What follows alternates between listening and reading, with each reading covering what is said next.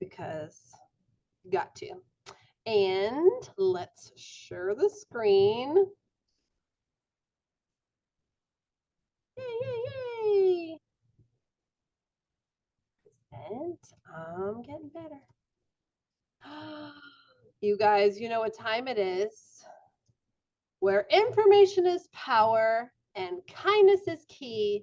Y'all, it's time for Town Hall Tea.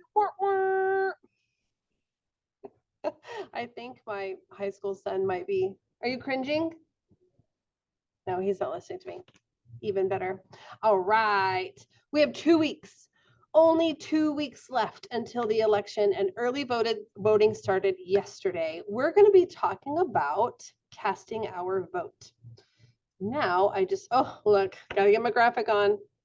Yeah, boy. Get that graphic on. Before we get started, let's remember our commitment.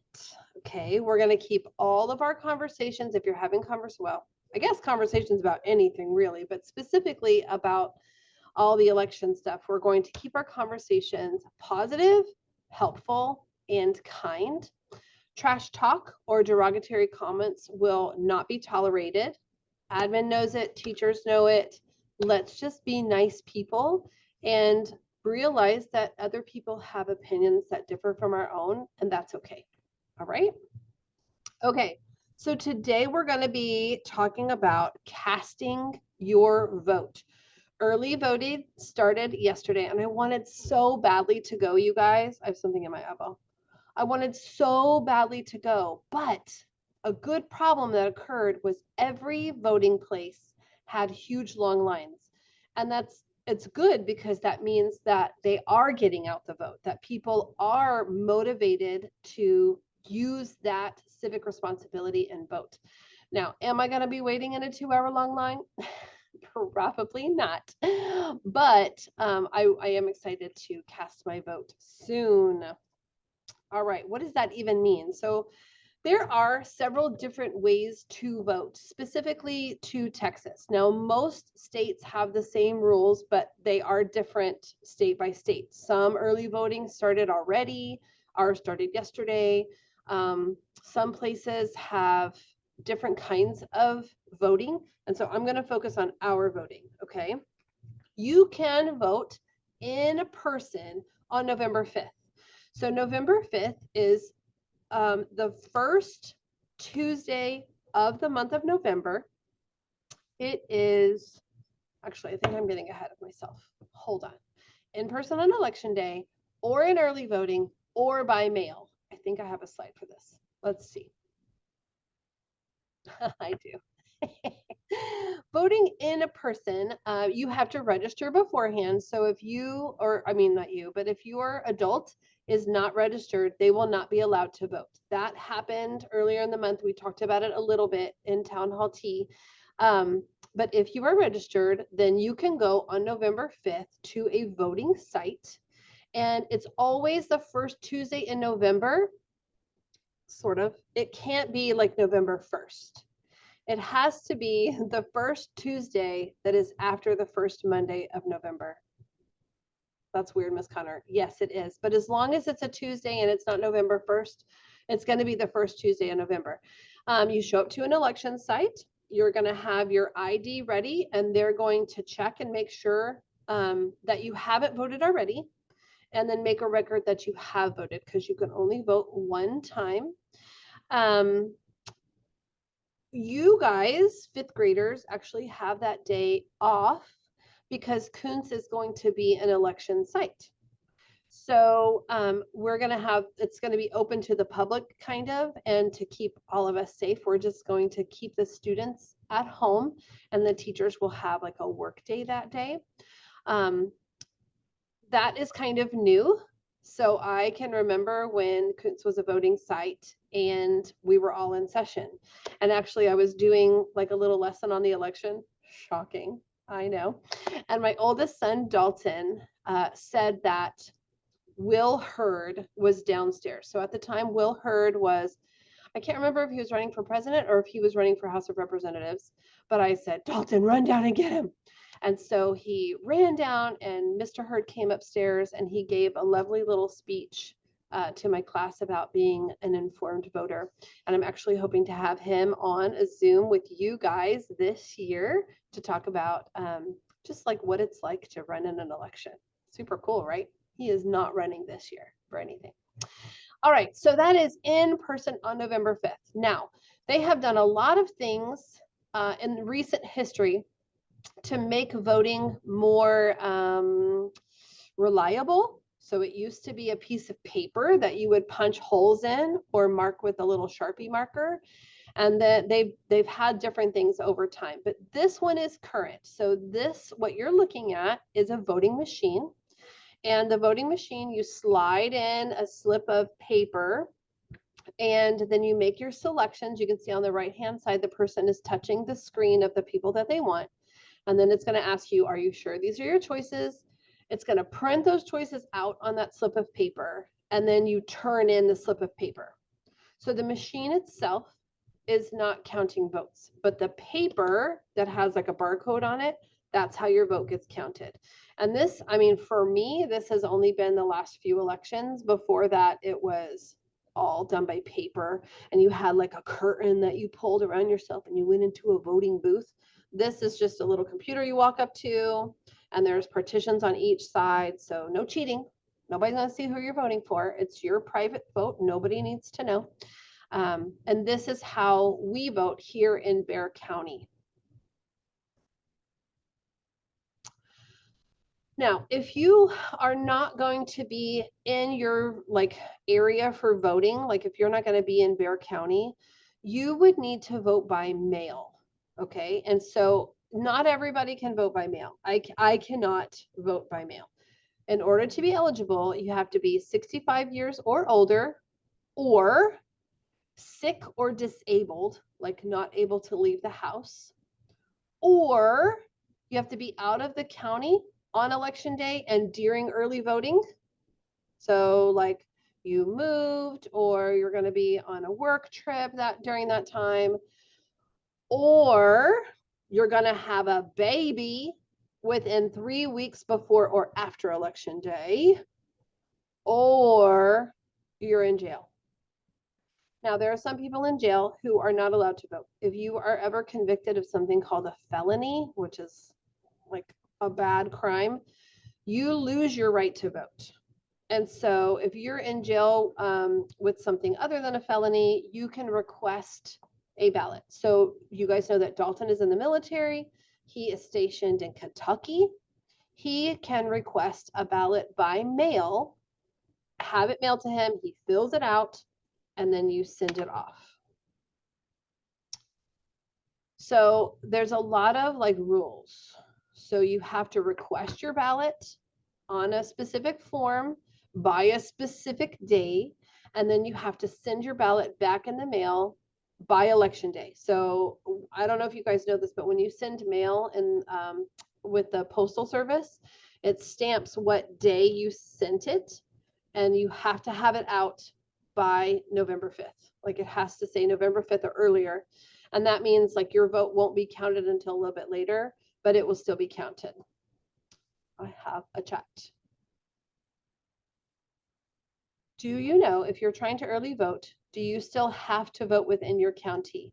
I believe you have to vote within your county, but I could be wrong. And let me check on that, Miss Ritchie, or whoever gave you that great question, because I'm also curious. So I'm going to find the answer to that question, and I'll let all the teachers know. So the question was, if you're not like, can I go to Bandera County and vote? Can I go to Medina County and vote? I want to say you have to be in your county, but I'm not 100% sure.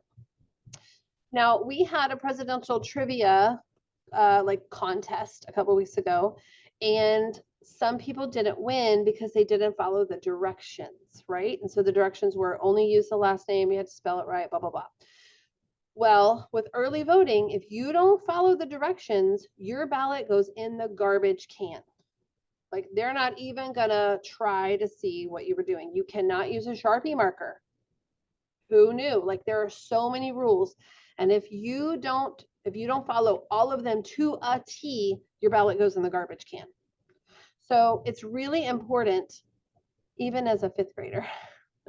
Follow the directions, people. Follow the directions or it's not going to count. That would be terrible. What was the deadline to request a vote? It was in October. Oh, sorry, we're in October. It was in early October. I want to say October 7th. You would have to, now here's a sad note about Dalton. Dalton is not in Kentucky, right? He's in Georgia right now for that school that he graduated, and now he's in another school. And he doesn't have an address. He can't get mail right now. And so he is not, this is the second election he could have voted in, and none of them he was able to actually vote because he doesn't have an address when he's at this school. Womp womp. Very sad indeed. Where are my little, there they are. Okay.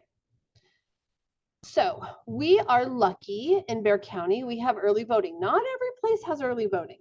We're not, some of us are back in the Stone Ages, right? But Bexar County offers early voting, and something kind of new to Bexar County in general is I can vote anywhere in Bexar County, and it didn't used to be like that. I used to have a very specific precinct. I had to always go to Nichols Elementary because it was near my house. Now I can vote anywhere in Bexar County, but it's really cool to early vote. So yes, I usually vote at the Maverick Library or Helotes City Hall. Those are my two that I like to go to, but most libraries are early voting locations. If you wanted to look, you could go on the Bexar County election website and you can find all the sites for early voting. And it started yesterday and it's going to go for 2 weeks. And I believe it goes on the weekends, maybe Saturdays. So the people who run these voting sites are volunteers. They are typically older people who maybe are retired, not all the time. That's just in general. And they're volunteering their time to run this voting election site. And so in a minute, I'm going to encourage you to go voting with an adult. And if you do, I would love it if you were very kind and patient with them. And also, I would love it if you would tell them thank you for volunteering to do that, because it's a hard job. It's a lot of sitting. It's a lot of tedious work, and they do it because they think it's important. Will I be volunteering when I retire? I think I might. I think I could probably do that. You know, tedious sitting. All right, this is a sample ballot. A sample ballot will have all the races in the whole county, but not all of them necessarily apply to you. It might be that one of your judges is up for re-election, one of your state representatives is up for re-election. This is just a sample. So if you look, I think you guys can see my cursor here. There's a little legend so that if you're voting for a specific party, Republican Party, you're going to look for REP. Democratic Party, you're going to look for DEM, Libertarian, Green, and Independent. So at the federal level, at the highest level of our government for the whole United States, the very first thing listed is the United States president. And so you have the running mates, Trump and Vance, Harris and Walz, Oliver and Termott. I hadn't even heard of that one, if I'm going to be honest. And then Stein and Ware, who we also have already talked about because they're the Green Party. You can write in a person's name. So it has a little line that says write in, and you could write Karen Connor. Just kidding. Don't ever do that. That would be bad. If you had somebody who didn't necessarily make it onto the ballot, maybe they dropped out. So like Robert Kennedy Jr., he dropped out. Now, is that person going to win because you wrote them in? I mean, if we're talking about statistics, no. If you feel strongly about that candidate and you don't feel like there's anybody else who has your support, then you can actually write them in and they will receive that vote.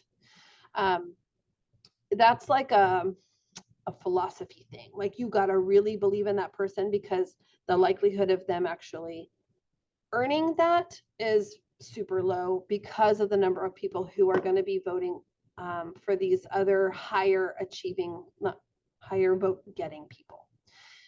We are voting for a senator for Texas. The people who are running are Ted Cruz, who is currently our senator.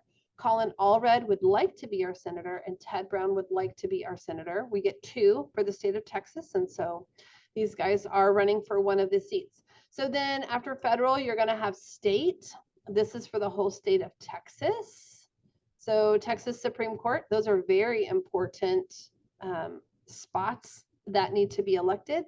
And we have some state representatives. Guys, there's way more on the ballot than this. There are things called propositions. There's 10 of them. And so before I go vote, I'm pulling my sample ballot and I'm reading everything because I can't take anything with me when I vote. I can't take a sheet of notes. I can't take a paper. I have to have it up here in my noggin. And so Mr. Connor and I will sit down, we'll look at all the propositions, and with him, he's kind of forgetful. And so he will figure out some sort of system. Okay, 1, 3, and 4 are yes, and all the others are no. Or what, I just made that up. So don't quote me on that. But we will sit down before we go vote and make sure we know who and what we are voting for, because you can't take anything with you, which is bad for the memory. All right, let me see this chat up here. It says, you're right. It says they should be able to vote on their base. They serve our country, but he can't vote. It's, I imagine that it would be very challenging. If you think about Miss Sam, who left us to go to Germany because her husband's in the Air Force, all of those people who are serving in Germany would need to request a ballot from their home state. All of them. Everybody who's serving, Miss Baez's son is in Italy. Everybody at Aviano Air Force Base would need to request. And so it would make sense if they had a system by which they could vote. I imagine that that would be quite an undertaking. Maybe that's what I should do when I retire. Maybe that's what I should do. Maybe I should come up with a system. Now you've got me thinking. We could make a big difference with that, couldn't we? All those poor people who are serving their country just for us to have freedom, right? And they can't even, and the president is technically their boss.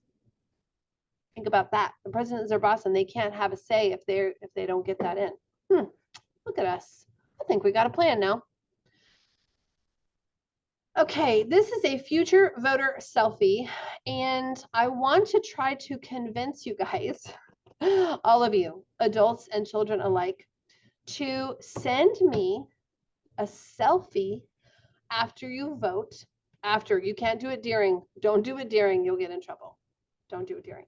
But you're going to get a sticker. So adults get a sticker that says I voted. Kids get a sticker that says future voter. Okay, so here's what I'm hoping.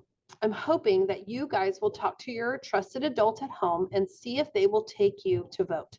Guys, if they say no, it's fine. This is not a grade or anything. But what I'd like to do is make a collage of all of us that are involved in Town Hall Tea with our voter sticker. And I'd like to print it out and make a beautiful poster and stick it in the hallway. That would be my, I don't know. I just want to do it. I just want to do it. So if you can, talk to your adult at home and see if you can go vote with them and see the whole process. Feel what it's like to hopefully not stand in line for 2 hours, but to stand in line, to give that ID and to get the paper and to make all your selections. So you're going to be emailing that to me, or you can send it to your teacher, and teachers just send that straight to me. And I'm going to try to make a gigantic collage of all of us. How fun is that? I'm traveling the world collecting votes. I'm going to be Carmen Sandiego. Where in the world is Carmen Sandiego? Okay, what are you guys doing today? Today, you are going to be playing a game on iCivics again, and this one is called Cast Your Vote. Oops. Yeah, that's okay.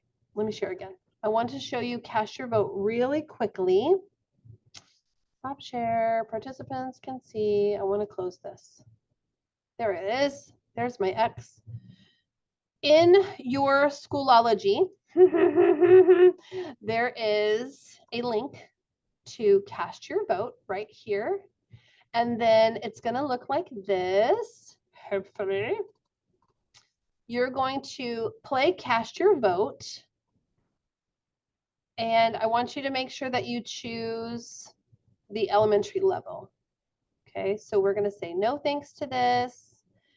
And I think we get to choose our level. I love this music. It's so cringy. Primary election, you're ready to vote, right? Okay, so it's going to take you through voting when you don't know a thing. It looks like you're all registered and ready to vote in the primary election. Here's your ballot. Good luck. So really what's happening is, Hi there. no, It looks no, like you're lady. Okay, hold on. Okay, so she's going to give you a ballot and you're going to make some selections and she's going to be like, hey, you knew exactly what you were voting for, right? And you're going to be like, no, those are like made up people. So then you're going to go through the process of learning about some issues and then you're going to make an informed vote. Teachers are going to let you know if they would like for you to do this independently with a partner pair or as a whole class. It really, that's their decision. After you do it, however they want to do it, that link is going to live in Town Hall T for a while, so you can go in and play Cast Your Vote on your own. But I'm interested to see how becoming an informed voter affects who you vote for. So there's going to be some issues, kind of like we did fracking last time. So play that game and let me know how it goes. And then next time is going to be our last Town Hall T before election. So not the last one, but the last one before the election. And that's going to be a big deal. Guys, I'm such a dork. I love it though. Thank you for indulging me. Teachers, thank you so much for letting me into your classroom. You guys have fun casting your vote and I'll see you probably outside in the hallway today. Bye. And thanks for the questions. I really liked that.